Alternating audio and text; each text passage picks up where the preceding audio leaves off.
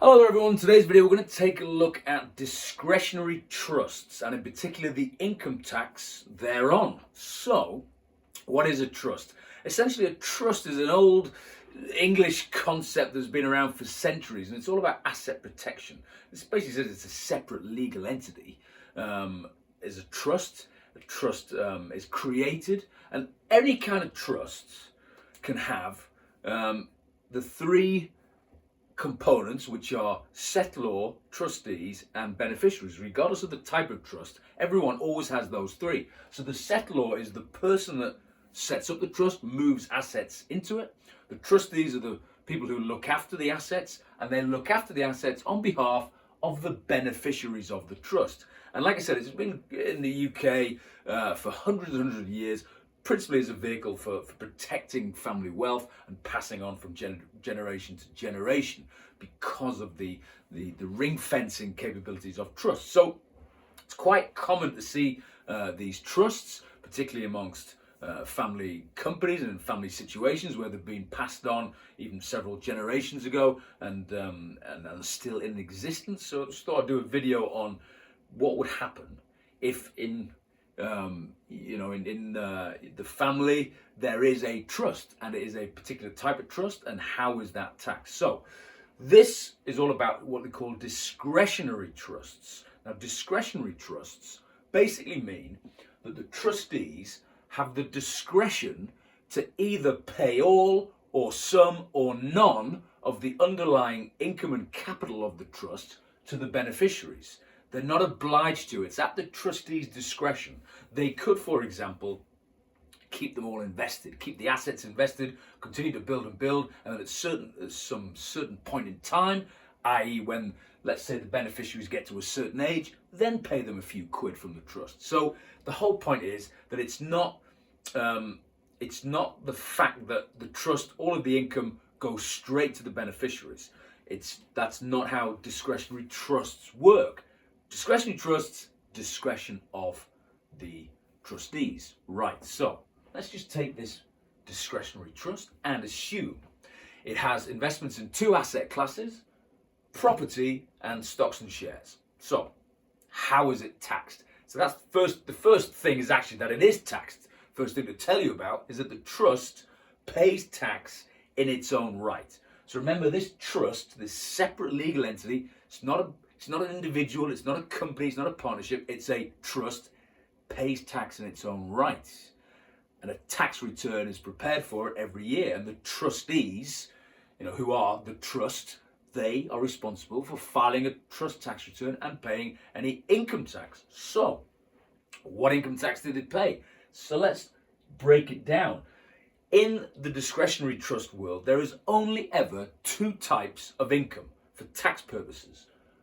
Dividends from shares and anything else.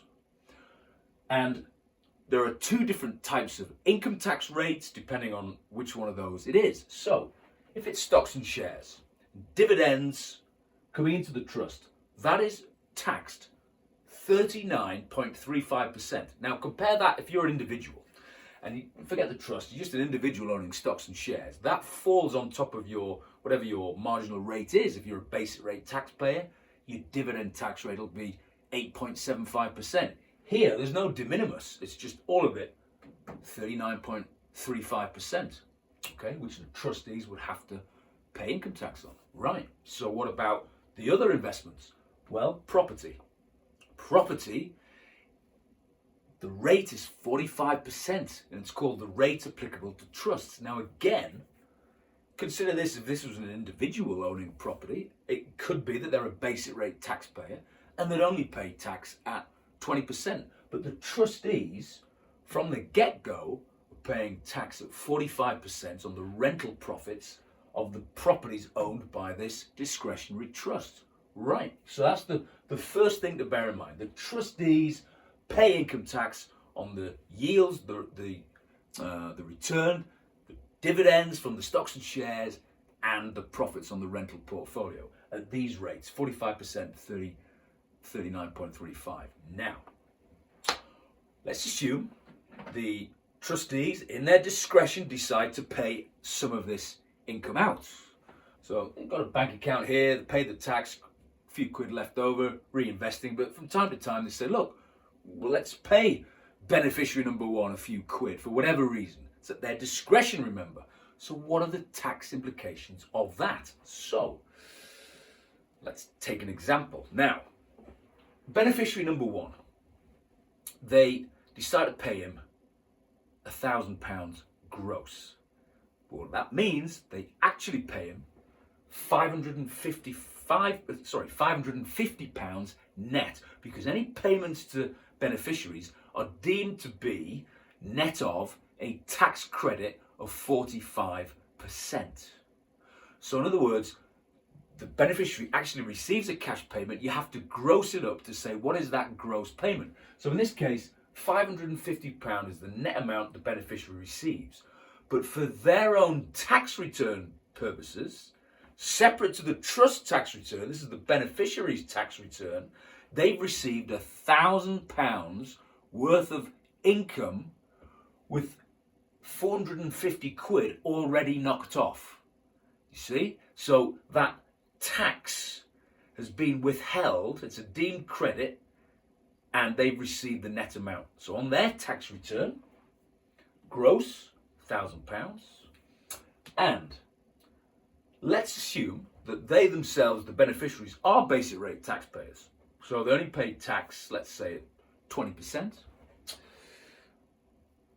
But they've suffered tax at 45%, 450, because they've only received 550 quid in their hand on £1,000 gross payout from the trust. So on their tax return, you start off with £1,000 gross, you say that taxed at 20%, that's 200, and then you knock off the tax that you've already suffered. Well, they've already suffered 450 quid, so they're actually due a refund back from HMRC of £250. All right? So the cash that they actually receive as a beneficiary would be 550 from the trustees plus £250 refund from HMRC. That's a total of £800 cash in hand. Now that is the same as had they owned the underlying asset itself without all the rigmarole of it going to the trust and going to them, and they're a 20% taxpayer, £1,000 of income, 20%, you're left with 800. You see how it all comes back to the same thing, but you've got to go through all this mechanism. Now here's where discretionary trusts get a little bit tricky, is what we call the tax pool. Now the tax pool basically says this. You can see in this example how it all kind of evened itself out, that the trustees paid the tax, but they paid tax at a rate higher than the beneficiaries paid, so they clawed it back. But where it gets messy, in fact, how it always happens, is the fact that it's never just as simple as money goes in there and it's paid straight out. Because like I said, it's at the discretion of the trustees, these guys, how and when, how much and when these payments are made. So you have to keep a running tally of the tax that's being paid by these guys and the tax credit that's gone off to these guys.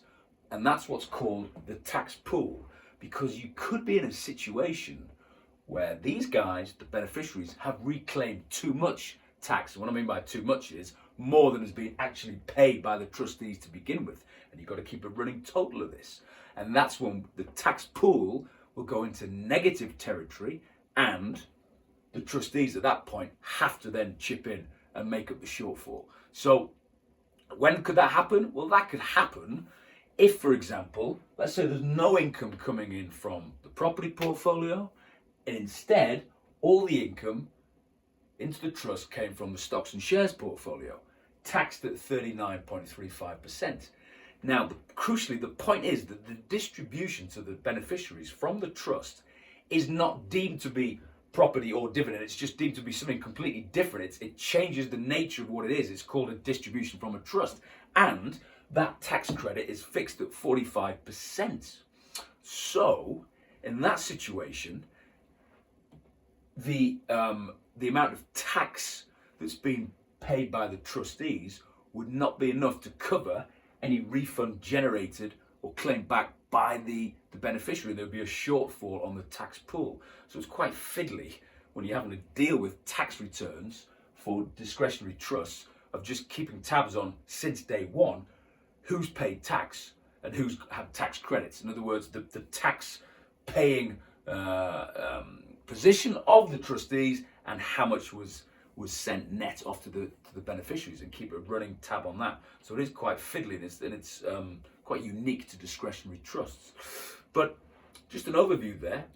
If you do have family trusts particularly in place, and you want to understand how they work, because it is a little bit involved, particularly with regards to this thing called the tax pool, which you don't see anywhere else in the tax world. But essentially, that's how it is. Trustees taxed on the income, then they pay out as and when they want to the beneficiaries. The beneficiaries are also taxed, but then they get a credit for the tax that's suffered here, which could have been, could have been months, years ago. So just something to bear in mind if you've got a discretionary trust. I would suggest that one of the major reasons for setting these things up in the first place, not so much income tax benefits, but it's about inheritance tax benefits and asset protection. I'll do a separate video on the inheritance tax situation of having these discretionary trusts. So just an overview there on the income tax that is applicable for discretionary trusts. If you like this video, please do subscribe, and as always, I'll see you soon.